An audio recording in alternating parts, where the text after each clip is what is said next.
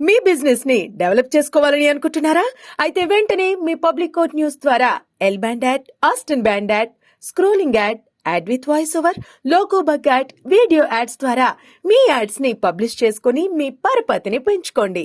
సంప్రదించవలసిన phone number 7729969299. మాజీ ముఖ్యమంత్రి కేసీఆర్ మళ్లీ యాగాలు మొదలుపెట్టారు. లోక్సభ ఎన్నికల్లో పరాజయం తర్వాత ప్రజాక్షేత్రానికి పూర్తిగా దూరమయ్యారు. బడ్జెట్ ప్రవేశపెట్టిన రోజున అసెంబ్లీకి హాజరైన కేసీఆర్ ఆ తర్వాత ఫామ్ హౌస్ కి పరిమితమయ్యారు. ఎమ్మెల్సీ కవిత జైలు నుంచి విడుదల కావడంతో తాజాగా ఆయన సతీ సమేతంగా యాగాలు మొదలుపెట్టారు. అసలు ఇప్పుడు ఆయన యాగాల బాట పట్టడం వెనుక వ్యూహం ఏమిటి అనే ప్రశ్న రాజకీయ నేతలతో పాటు సామాన్యుల్లోనూ తలెత్తుతోంది.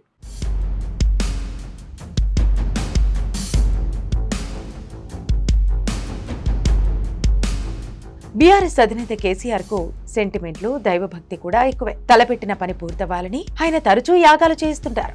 ఎన్నికల లాంటి ఏ పెద్ద కార్యక్రమంలో ఉన్నా పూజలతోనే కార్యాచరణ మొదలు పెడతారు. అసెంబ్లీ ఎన్నికల్లో ఓడిపోవడంతో మొదలైన ఎదురు దెబ్బల పరంపర కొనసాగుతూనే ఉంది. మొదట అధికారం కోల్పోవటం, తర్వాత బాత్రూంలో కాలు జారి తుంటి ఎముక విరగటం, ఎమ్మెల్యేలు చేజారటం, ఆ తర్వాత లోక్సభ ఎన్నికల్లో ఘోర పరాజయంతో ఆయన ఫామ్ హౌస్ కే పరిమితమయ్యారు. 10 ఏళ్లు ముఖ్యమంత్రిగా ఉన్నప్పుడు కేసీఆర్ తీసుకున్న అనేక నిర్ణయాలను కాంగ్రెస్ ప్రభుత్వం తిరగతిడుతోంది. విద్యుత్ రంగంలో అవకతవకలపై కమిషన్ విచారణ జరుగుతోంది. అలాగే కాళేశ్వరం, మేడిగడ్డ ప్రాజెక్టుల నాసిరకం నిర్మాణాలు, అవినీతిపై కూడా విచారణ జరుగుతోంది. మరోవైపు కేటీఆర్ కు చెందిన జన్వాడ ఫామ్ హౌస్ హైడ్రా ఉచ్చులో బిగుసుకునే అవకాశం కనిపిస్తోంది. ఢిల్లీ లిక్కర్ స్కామ్ లో ఇరుక్కున్న కవిత అతి కష్టం మీద 5.5 నెలల తర్వాత బెయిల్పై బయటకు వచ్చారు. బెయిల్ ఎప్పుడు రద్దవుతుందో, మళ్లీ జైలుకి ఎప్పుడు వెళ్లాలో తెలియని స్థితిలో కేసీఆర్ కుమార్తె కవిత ఉన్నారు. మరోపక్క నేతల వలసలతో బీఆర్ఎస్ ఖాళీ అయిపోతారు. ఎమ్మెల్యేలు, ఎమ్మెల్సీలు ఎవరు ఎప్పుడు కారు దిగిపోతారో చెప్పలేని పరిస్థితి. ఇలాంటి పరిస్థితుల్లో కేసీఆర్ మళ్లీ దేవుడిపైనే భారం వేస్తున్నట్టు అంతా భావిస్తున్నారు.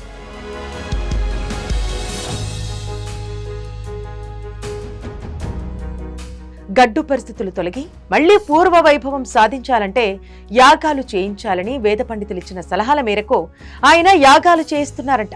ఆ క్రమంలో సిద్దిపేట జిల్లా గజ్వేల్ నియోజకవర్గంలోని ఎర్రవల్లి ఫామ్ హౌస్ లో కేసీఆర్ చండీ హోమాన్ని నిర్వహించారు. ఈ హోమంలో కుటుంబ సభ్యులతో పాటు కొంతమంది పార్టీ నాయకులు పాల్గొన్నారు. బడ్జెట్ ప్రవేశపెట్టిన రోజు సభకు హాజరైన కేసీఆర్ తర్వాత ప్రజల్లో కనిపించలేదు. ఆ తర్వాత కుమార్తె కవిత తీహార్ జైలు నుంచి బయటకు వచ్చి ఎర్రవెల్లిలో ఆమె కలిసినప్పుడు కేసీఆర్ దర్శనమిచ్చారు. ఇప్పుడు యాగాలతో మళ్లీ వార్తల్లో నిలుస్తున్నారు. ఇక్కడ కూడా ఆయన తన సెంటిమెంట్ ను కొనసాగిస్తుండటం విశేషం. ఆయన నమ్మిన అదృష్ట సంఖ్య 6. ఆయన కారు నెంబర్తో సహా ఏ కార్యక్రమాన్ని చేసినా తప్పకుండా 6తో లింక్ ఉండాల్సిందే.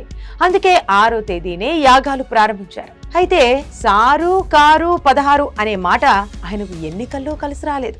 త్వరలో స్థానిక ఎన్నికలు కూడా రాబోతున్నాయి. వలసలతో నిర్వీర్యమైపోతున్న పార్టీని పునర్నిర్మించుకోవటం, కుమార్తె కవిత క్షేమంగా కేసు నుంచి బయటపడేలా చూసుకోవటం ప్రస్తుతం కేసీఆర్ ముందున్న లక్ష్యాలు. త్వరలోనే కవితతో కలిసి తెలంగాణలోని ప్రతి నియోజకవర్గంలోనూ పర్యటించడానికి సన్నద్ధం అవుతున్నారని పార్టీ వర్గాలు చెబుతున్నాయి. తాను అనుకున్నవి జరగాలని, పార్టీ పునర్నిర్మాణ పనులు మొదలు పెట్టాలని యాగం నిర్వహించారంట. 2015-2018 సంవత్సరాల్లో ఎర్రవెల్లి ఫామ్ హౌస్ లో రాజశ్యామల యాగం చేశారు. అలాగే మొన్నటి అసెంబ్లీ ఎన్నికల ముందు కూడా నవంబర్ నెలలో రాజశ్యామల యాగం చేశారు. ఇప్పుడు చండీ యాగం కానిచ్చేశారు. రాబోయే స్థానిక సంస్థల ఎన్నికలను ప్రతిష్టాత్మకంగా తీసుకున్న కేసీఆర్ త్వరలో ప్రజాక్షేత్రంలోకి కవితకు జరిగిన అన్యాయంపై సానుభూతి కోరుతూ విస్తృత స్థాయి ప్రచారం చేస్తారని అంతా భావిస్తున్నారు. మరి ఈ యాగాలు, కూతురు సెంటిమెంటులు ఆయనకు ఏమాత్రం కలిసి వస్తాయో కానీ భారీ వరదలు రాష్ట్రాన్ని అతలాకుతలం చేసిన ఒక ప్రకటన కూడా చేయకపోవటం ప్రజలపై, రాష్ట్రంపై ఆయనకున్న నిబద్ధత ఏ పాటితో అని విమర్శలు వెలువెత్తుతున్నాయి.